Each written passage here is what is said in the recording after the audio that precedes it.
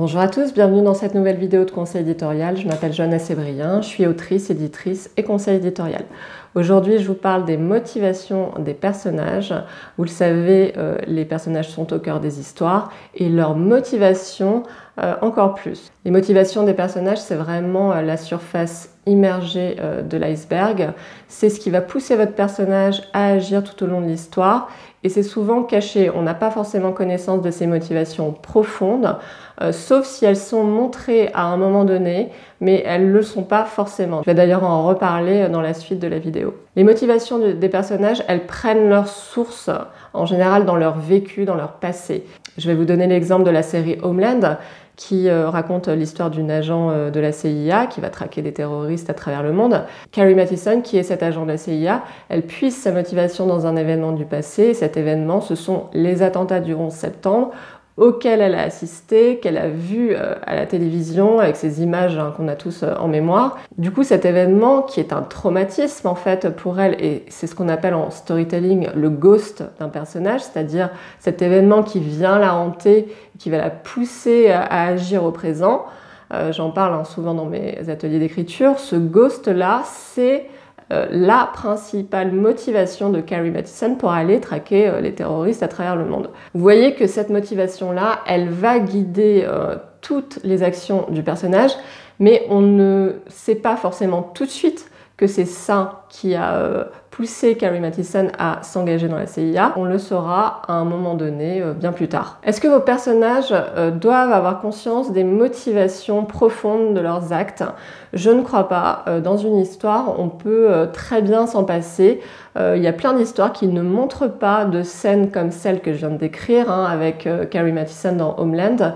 Donc il y a plein d'histoires qui montrent des personnages en action et qui ne vont pas se pencher sur leur passé, qui ne vont pas montrer les sources profondes de leur motivation. En revanche, ce qui me paraît très important, c'est que vous, en tant qu'auteur ou autrice, vous soyez pleinement conscient de ces motivations parce que c'est une façon de mieux connaître votre personnage, de mieux comprendre ce qui le fait agir, de mieux comprendre finalement le moteur un peu de sa vie, même si, attention à la sursimplification, j'en parle après, mais du coup, vous en tant qu'auteur, c'est bien de le savoir, comme ça vous allez pouvoir rendre votre personnage encore plus intéressant, encore plus réaliste dans ses réactions, et ça c'est toujours très bon. C'est là que j'en viens à la question de savoir s'il faut montrer les motivations de ces personnages.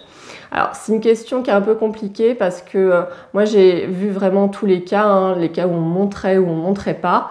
En général, je trouve que quand on ne montre pas, quand l'histoire est très bien faite, quand tout est bien raconté, ça ne manque pas à l'histoire puisque finalement les actes du personnage parlent d'eux-mêmes. On imagine très bien, nous en tant que spectateurs ou lecteurs, ce qui a pu pousser le personnage à agir ainsi, mais c'est pas forcément le plus important. Ce qui souvent est le plus important, c'est ce qui se passe maintenant sous nos yeux et ce qui nous est montré. Maintenant, on peut aussi choisir de montrer via des scènes clés, souvent des flashbacks, ce qui a poussé notre personnage à s'engager dans telle ou telle voie, à faire tel ou tel choix dans sa vie, la vie présente qui nous est montrée à travers l'histoire qu'on raconte. Mais alors là, attention, parce que le danger quand on fait ça, c'est, comme je le disais plus tôt, la sursimplification. Faut bien se dire que dans nos vies, nous, on est un peu comme nos personnages. On sait bien qu'il y a beaucoup de facteurs qui rentrent en jeu dans nos choix.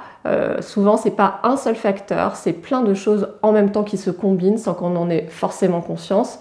Et ben, nos personnages, c'est un peu la même chose. Et si vous créez un lien logique qui peut paraître un peu téléphoné, du genre, voilà, mon personnage a vécu ça quand il était petit, ça l'a traumatisé, c'est pour ça que maintenant c'est devenu, je sais pas moi, un grand criminel ou Mère Teresa. Vous voyez bien que ça peut paraître un peu simpliste pour le coup. Et faut être attentif à ça, faut faire attention, je pense, quand on raconte ce genre de moment-là, pour ne pas tomber dans cet écueil de la sursimplification et des liens logiques qui en fait n'ont rien de logique parfois. Vous savez très bien que c'est pas parce qu'on vit un tel événement dans le passé qu'on va forcément devenir un certain genre de personnes dans le futur. Il y a des gens qui vivent des événements similaires et qui pour autant ont des destins complètement différents. Bon, bah, dans les histoires, c'est la même chose.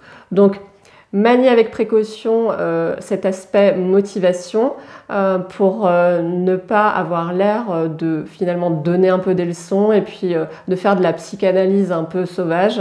La vie est plus compliquée que ça et la vie de vos personnages, elle est aussi plus complexe que ça. Comme vous avez pu le voir, ce sont des questions finalement assez complexes et qui appellent des réponses différentes. Moi, ce qui m'intéresse vraiment de savoir, si vous, par exemple, vous considérez qu'il faut absolument montrer les motivations de ces personnages dans ces histoires ou si à votre avis on peut s'en passer et dans ce cas-là dans quelles conditions. Ça m'intéresserait d'avoir votre point de vue, je vous propose de lancer le débat dans les commentaires, n'hésitez pas, vous commentez, vous dites ce que vous en pensez. Voilà pour aujourd'hui, à très bientôt pour de nouvelles aventures éditoriales et écrivez bien.